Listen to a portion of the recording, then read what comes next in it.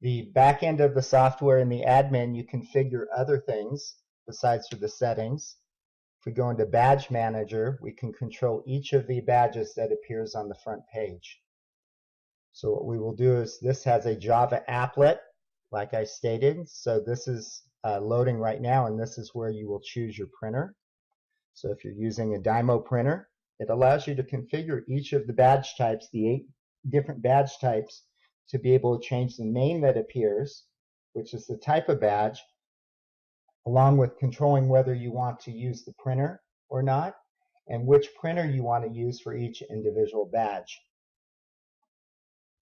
For student, what we can do is we could choose to use the name student on the first line, and we could create the second line in Spanish.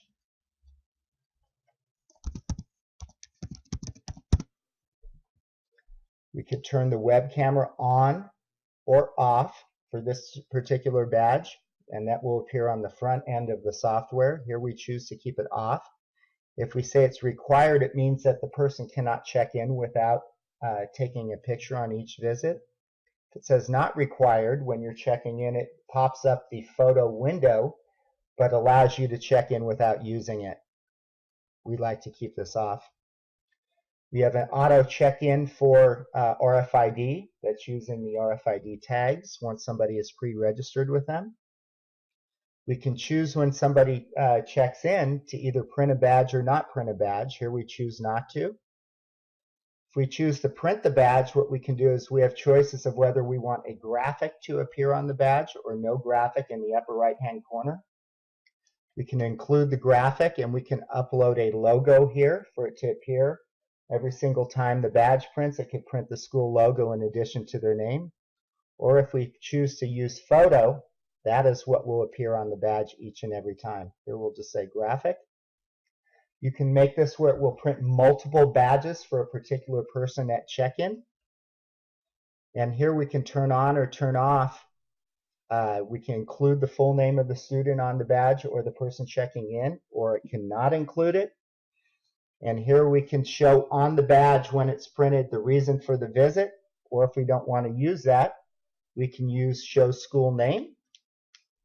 And to enter the school name, we'll go into this field right here, which is show school name.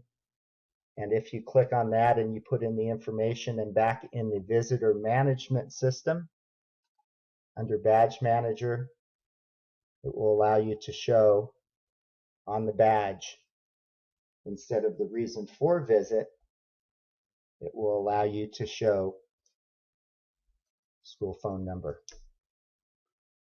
Right here allows the visitor to make changes to the particular badge as far as when they're checking out, to adjust the time. We keep this off most of the time. The other is an auto checkout feature, and the auto checkout feature works that you can set so if a person doesn't check out and forgets, the software will automatically check them out, and you could set the course of hours that you want it to auto check them out. Once you're done making changes to a particular badge, what you can do is you just press save. And once that is complete, when you go back to the front end and you do your check-in, check-out, those changes will appear.